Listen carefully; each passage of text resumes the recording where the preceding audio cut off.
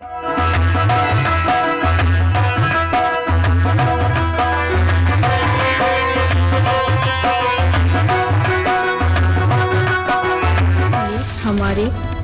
Videos کو like اور subscribe کرنا نہ بھولیں۔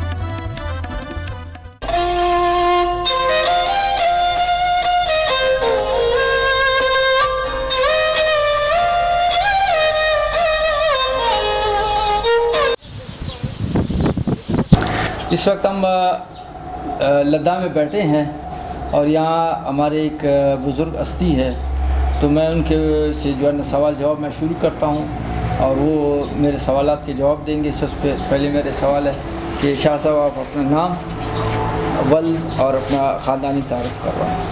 اعوذ باللہ من الشیطان الرجیم، بسم اللہ الرحمن الرحیم۔ میرا تعلق بولان سے ہے اور رہائش مستنگ میں رکھتا ہوں۔ حاجی غلام شاہ دوپاسی میرا نام ہے۔ پاکستان نیشنل پیس کونسل کا صوبائی سینئر نائب صدر، بلوچستان کا سینئر نائب صدر اور بھاگ عوامی اتحاد کا چیئرمین بھی ہوں۔ دوپاسی فیملی سے میرا تعلق ہے جی۔ شاہ صاحب، دوپاسی خاندان جو ہے نا جی، یہ یہاں بلوچستان میں مستنگ سے لے کر بولان اور پھر آگے تک اس کے جو اثرات ہیں اور اس کے روحانی حوالے سے اس پر کچھ آپ روشنی ڈالیں۔ دوپاسی خاندان یہ ایک سلسلہ نسب نہیں ہے، یہ سلسلہ نسب دوپاسی خاندان کا چاہے نوگزی بابا ہو، خواجہ ولی کی اولاد ہو، یہ چشتیہ فیملی سے تعلق رکھتے ہیں۔ ان کے دادا کا جو مزار ہے وہ منزکی میں ہے۔ تو خواجہ سلطان مودود صاحب سائیں تبلیغ کرتے ہوئے یہاں جو برِ صغیر میں ہندو، سکھ، آتش پرست یہ لوگ یہاں زیادہ تھے، تو وہ اس سلسلے سے یہ سمرقند اور بخارا سے ہوتے ہوئے جب یہ پشین منزکی پہنچے تو ان کا انتقال منزکی میں ہوا۔ تو جہاں تک دوپاسی فیملی کا تعلق ہے، دوپاسی یہ ہمارے داداؤں کے نام ہیں۔ ہمارا اصل سلسلہ نسب چشتیہ اور مودودیہ فیملی سے ہے۔ دادا ہیں، ایک دادا مستنگ کو سنبھالا، ایک یکپاسی خواجہ ابراہیم یکپاسی صاحب۔ یکپاسی اس کو یہاں کے مریدین اس لیے کہتے تھے کہ ان کی دعا ایک پار، جس کو پاس کہتے ہیں یا ساتھ کہتے ہیں، ایک ساتھ میں دعا قبول ہوتی تھی۔ جو دوپاسی فیملی خواجہ ابراہیم ڈھاڈر میں ہے اس کو دوپاسی اس لیے کہتے ہیں، بلوچی کا لفظ ہے ایک پاس ایک ساتھ، دو پاس دو ساتھ۔ خواجہ ابراہیم دوپاسی جو ڈھاڈر میں اللہ رب العزت ان کی سنتی تھی تو ان کا دعا 2 گھنٹے میں قبول ہو جاتا تھا، یکپاسی بابا کا 1 گھنٹے میں۔ جو مستنگ میں ہیں انہیں یکپاسی کہتے ہیں، جو ڈھاڈر میں ہیں ان کی اولاد کو دوپاسی کہتے ہیں۔ اسی لیے آپ کو کہا یہ سلسلہ نسب نہیں ہے، ان کا سب کا سلسلہ نسب جو ہے وہ چشتیہ فیملی ہے۔ ٹھیک۔ شاہ صاحب، یہاں مستنگ میں اور پورے بلوچستان میں کاریزات کا ایک سلسلہ رہا۔ جب بجلی یہاں پہ پہلی دفعہ آیا، اس کے بعد پھر ٹیوب ویل بنے، پھر اس کے بعد اسی طرح خشک سالی کا بھی ایک دور آیا، تو کاریزوں پہ ان کے بہت برے اثرات مرتب ہوئے۔ کوئٹہ میں بھی اکثر و بیشتر کاریز خشک ہو چکے ہیں، اور یہاں مستنگ میں بھی بعض اس طرح کی بھی معلومات ہیں کہ 350 تک کاریز تھے، لیکن اکثر و بیشتر سارے سوکھ گئے۔ تو ابھی اس طرح کہا جا رہا ہے کہ آپ لوگوں کا جو لدہ ہے صرف یہی ایک کاریز بچ گیا ہے، لیکن اس میں بھی جو ہم نے دیکھا کہ پانی بہت زیادہ کم ہے۔ تو یہی وجوہات ہیں، خشک سالی اور بجلی، یا کچھ اور وجوہات بھی ہیں؟ نہیں، اس کے علاوہ وجوہات ہیں۔ یہ ہمارے مستنگ میں 365 کا کاریزات تھے جو آبپاشی اور آب نوشی کے لیے استعمال ہوتے تھے۔ صرف آبپاشی کے لیے نہیں، آب نوشی کے لیے بھی۔ دیکھیں، یہ جیسے آپ نے فرمایا نا، یہ جو ان پہ زوال آیا گورنمنٹ کی عدم توجہ کی وجہ سے، ان پہ کام نہیں ہوا۔ اگر یہ کام ہوتا، یہ کارزات خشک نہیں ہوتے. جیسے ہمارا کارز لدا، اس پہ یہی جو زمینداری بزغری کرتے ہیں یہ اپنی مدد آپ کے تحت اس کی صفائی کراتے ہیں. شاذ و نادر گورنمنٹ کی کوئی فنڈ وہ بھی ہم تک یہاں تک پہنچتا ہی نہیں. اگر یہ ان پہ توجہ ہوتا یہ 365 قرضوں پہ، اس وقت آپ دیکھتے ہمیں آب پاشی اب اور آب نوشی کے لیے اتنے اس کے ہمیں اتنا تکلیف نہ ہوتا جو آج ہمیں تکلیف ہے. جیسے ہمارا دیکھیں یہاں کا وابڈا، یہ جو ہمارا لینڈ جا رہا ہے یہ اولڈ لکپاس ہے. اولڈ لکپاس لینڈ تقریباً ہمیں 4 گھنٹے بجلی دیتا ہے. اچھا 4 گھنٹے کے اندر اس میں بھی ٹرپنگ ہے. آیا 4 گھنٹے کے اندر کیا آبادی کر سکتے ہیں، کیا آب نوشی کر سکتے ہیں، کیا آب پاشی کر سکتے ہیں؟ بالکل جی شاہ صاحب، ابھی میں نے یہاں تک کتابوں میں دیکھا ہے کہ ایرانیوں کے دور میں جو کارز تھے مکران بلوچستان کے یا اور اس طرح کی جگہوں میں، جیسے ابھی مثلاً میں کارز ہرمز ایرانیوں کے نام سے، یا اسی طرح قوانین کلات کے زمانے میں کہ یہ حکمرانوں نے باقاعدہ کارزات، نئے کارز کھدوائے انہوں نے، اور جو پرانے کارز تھے ان کی صفائیاں کرواتے تھے.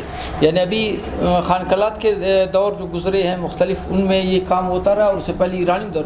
لیکن آج جو ہم دیکھتے ہیں کہ سائنسی دور، آلات سب کچھ میسر، وسائل بے تحاشا، لیکن اس کے باوجود ایک طرف تو یہ کہتے ہیں کہ ہمارے جو قدیم جو چیزیں ہیں، ہماری جو روایت ہیں، اور پھر کارز تو اس طرح کہ پوری دنیا میں یہ کہا جاتا ہے کہ کارز کی جو ابتدا ہے وہ بلوچستان اور سیستان میں ہے. تاریخوں میں آتا ہے کہ 1700 قبل مسیح اس کی تاریخ جاری کہ 1700 سال قبل مسیح میں کارز کا سلسلہ تھا. تو یہ اس طرح ہمارے پاس ایک ہماری پہچان ہے بلوچستان کی کارز. چونکہ یہاں تو بڑے دریا تو تھے نہیں، تو ہماری پہچان ہے. تو کم از کم اگر وفاقی حکومت نہیں تو کم از کم جو بلوچستان کی جو حکومت، اور اس ٹائم جو ہے نا ہمارے جو وزیر اعلیٰ ہیں اکثر بیشتر بڑے فیملیوں سے لوگ آتے ہیں، کوئی جام خاندان سے آتا ہے، کوئی اور خاندان سے آتا ہے، تو ان کو تو چاہیے کم از کم اپنے جو روایتی جو چیزیں ان کی تو سنبھال کریں. شاہ صاحب دیکھیں ثقافت، ہم نے اپنی ثقافت کو بھلا دیا. مثال کے طور کلات میں ایک کارز تھا جس کو 2 دران کہتے تھے. تو فارسی میں کہتے ہیں، ابھی بھی کہتے ہیں، 2 دران ہست کلات را چغم است. تو 2 دران اتنا بڑا کارز تھا کلات کا. تو اس کے متعلق اس وقت کے فارسی بان کہتے تھے جب کلات کو 2 دران ہیں تو اس کو غم ہی کچھ نہیں ہے نا. تو دیکھیں بغیر وولٹیج کے، بغیر کسی کے آپ کو آب پاشی اور آب نوشی دونوں چیزیں میسر تھیں. ابھی اگر ٹھیک ہے ٹیوب ویل ہے، جیسے ہمارے ہاں 3 گھنٹے 4 گھنٹے بجلی آتی ہے، کبھی نہیں آتی. یہاں کے جتنے بھی آس پاس کے گاؤں والے سارے کارز لدا پہ آ کے پانی بھر کے اپنے گھروں کو لے جاتے ہیں. اس وقت بھی میں کہتا ہوں جو ہمارے ایم پی اور ایم این اے ہیں، مولوی صاحب ہے، ریسانی صاحب ہے، میں کہتا ہوں نواب صاحب کو مہربانی کر کے ان کارزوں پہ آپ توجہ دیں. یہ ہماری ثقافت ہے. اگر ان پہ توجہ دیا جائے ہمارا آب پاشی اور آب نوشی کا بڑا مسئلہ حل ہوگا. ابھی دیکھیں بلوچستان میں جتنے بھی کارزیں ہیں اسی وقت سے ہیں، اور انہی لوگوں کی یہ آب پاشی کے لیے بھی کام دیتا تھا، آب نوشی کے لیے بھی. جی شاہ صاحب کارز پر تو ہماری بات ہوئی. اس کے ساتھ ساتھ ایک چیز جو ہے نا، یہاں کے جو باغات ہیں مستونگ کے، اور خصوصاً یہ جو پڑنگ آباد، یہاں پہ جس طرح بہت زیادہ توت یہاں کا مشہور رہا ہے. کچھ اور علاقوں میں بھی ہمارے اس طرح کے جو علاقے ہیں جس طرح مستونگ، اس میں توت کے بڑے باغات رہے ہیں، بڑے اچھے درخت، اور اس کی بڑی اچھی پیداوار رہی ہے. لیکن ابھی ہم نے جا کے باغات ہم نے دیکھی، آپ لوگوں کے جو باغات ہیں اس کے توت کے، ان کے درخت ہے، یہ بہت ہی ان کی جو حالت ہے انتہائی ناگفتہ بے حالت ہے. تو یہ اس طرح تو اگر خدا نہ خواستہ جس طرح آج ہے، اگر اسی طرح یہ پانی کی صورتحال اگر اس طرح دن بدن خراب ہوتی رہی تو یہ تو بالکل سوکھ کے ختم ہو جائیں گے سارے. دیکھیں 2 چیزیں ہیں. ایک ریک بندی، جی یہ برٹش کے وقت پہ بھی ریک بندی ہوئی، جہاں ابھی دیکھیں جنگلات انہوں نے لگائے پاکستان کے بھی دور میں. تو اس وقت جو نقصان ہو رہا ہے، اگر وہی بات ہوتی ہے کارزات بحال ہوتے، یہ اپنے درختوں کو کاٹتے نہیں، इन ज़मींदारों का नुकसान होता ही नहीं। अभी मैं आपको खाड़ी कूचे के ऐसे ऐसे इलाके या मस्तूं के उस इलाके में ले जाऊंगा जहां आप देखें पूरे वो तकरीबन 50 एकड़ 100 एकड़ के बागात ज़मींदारों ने खुद काटे हैं। जब एक पानी उनको नहीं पहुंचेगा, पानी की सप्लाई नहीं पहुंचेगी, दरख्त उठेगा भी नहीं ना। इस वक्त हमें अगर देखें वही बात होती है, अगर कारेज होते तो आपको आपके ये दरख्त जो हैं ये काटे ना जाते, और इन्हीं दरख्तों से मौसम पे तो भी तो असरात आते हैं। जी शाह साहब, अभी हम देखते हैं कि ये तो पाकिस्तान कहा जाता है एक तरक्की पजीर मुल्क है, अमेरिका जो एक तरक्की याफ्ता मुल्क है, वहाँ भी ज़राअत के जो पेशा जो लोग हैं और उसकी जो ज़राअत है वो अपने पाँव पे नहीं है। हुकूमत की तरफ से उनके सालाना उनको इस तरह के अगर कोई इस तरह नुकसानात होते हैं या फाजिल पैदावार होते हैं, हुकूमत उसको ख़रीदती है, उनकी मावनत करती है, इंसेंटिव्स उनको मिलते हैं अमेरिका के अंदर।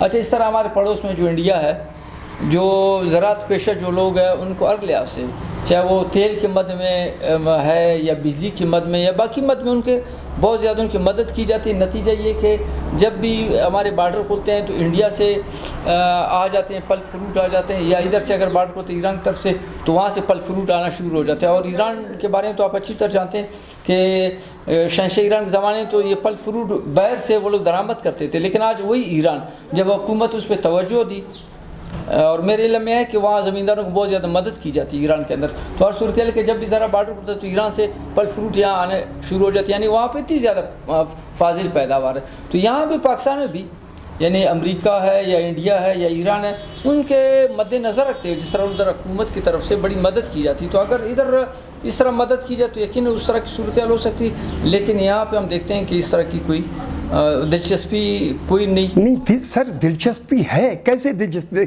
एक ज़मींदार है उसको तो दिलचस्पी होगा। जैसे देखें अब गवर्नमेंट की हमारी तरफ मदद है, जो मदद ये बीच में यानी वो ज़मींदार तक पहुंच नहीं रही, खुसूसन बलूचिस्तान के हवाले से, खुसूसन बलूचिस्तान के हवाले से। अभी देखें नहरी निज़ाम है हमारा, सिब्बी से जो हमारा सबसे बड़ा नहरी निज़ाम हमारा क्या है, ये अपना नाड़ी बैंक जी। देखें इसका जो पानी का भाव है, इससे पहले हमारी पुराना तरीका था, यानी असिस्टेंट कमिश्नर वो चेयरमैन गंडाजात होता था जी। कच्चे गंडाजात थे, और पानी जो पानी है वो तकरीबन आबादी करता हुआ जलमक्सी तक जाता आबाद होती। जिस वक्त ये डैम बने हैं, हम डैमों की मुखालफत नहीं करते, हम ये कहते हैं जो डैम बने हैं, कम से कम जो डैम है अगर उनके दरवाजे 1.5 से 2 फुट तक फासला होता, ज़्यादा बंद ना होते, तो ये आबादी वहाँ तक भी पहुँच जाती। इस वक्त अगर आप बोलान में जाएं, अफसोस से कहना पड़ता है कि भाग तक आबादी है, आगे नहीं। जितने 7 डैम बने हैं, इनका जो तकसीम कार है वो तकसीम कारी नहीं है, इनकी अपनी मनमानी है। अगर वैसे ही जैसे पहले चेयरमैन गंडाजात असिस्टेंट कमिश्नर के अख्तियारात थे, अब दोबारा वही अख्तियारात असिस्टेंट कमिश्नरों को दिए जाए, वो तकसीम कारी फिर बहाल होगी। पिछले दिनों वो वज़ीर आला थे कौन, अपना ज़हरी साहब, तो ज़हरी सनाउल्लाह ज़हरी से मैं मिला, मैंने उनको बोला बाबा खुदा रहा और कुछ नहीं करना, जितने भी डैम हैं हमारे 7 डैम हैं, ठीक है, उनकी जब दरवाजे बंद हों कम से कम 2 फुट का स्पेस रहे, नहीं 1.5 फुट का रहे, आखिर तक आपकी आबादी जाती है। अभी नीचे लोग पानी के लिए तरस रहे हैं, ऊपर आबादी है। अगर आप भाग बैलपट रोड पे कभी सफ़र करें, एक तरफ आपको सब्ज़ा नज़र आएगा और ख़ुदा जाने दूसरी तरफ आप अगर आपको ज़मीन जो है वो बंजर ही नज़र आएगी। तो शाह साहब बस इसमें तो यही है कि हुकूमत की तरफ से अगर दिलचस्पी हो, और महकमे जो है ना, जिस तरह पहले महकमे के लोग बहुत ज़्यादा दिलचस्पी लेते थे, अगर वो फ़ाल हों और उस तरफ तवज्जो करें پرائیویٹ سطح پر جس طرح لوگ کام کرتے ہیں، تو اگر اسی طرح اگر حکومتی سطح پر ہمارے ادارے اسی طرح اگر دل جمعی سے کام کریں اور اس پر توجہ دیں، اور میں تو یہ کہوں گا کہ جس طرح کاریز ہے، یہ کل کلاں اگر اسی طرح سارے کاریز سوکھ جاتے ہیں تو کل پتہ بھی نہیں چلے گا، تاریخ میں تو نام ہوگا کہ کاریز نام کی کوئی چیز تھا، لیکن عملاً اس کو کوئی دکھا نہیں سکے کہ کاریز کس قسم کا تھا اور کہاں پہ ہے۔ تو شاہ صاحب آپ کا جو ہے نا آپ نے ہمیں بہت زیادہ معلومات فراہم کی، بہت زیادہ شکریہ۔ آپ کے اور آپ کی ٹیم کا بھی میں مشکور ہوں کہ آپ نے ہمارے علاقے کا وزٹ کیا۔ Thank you sir.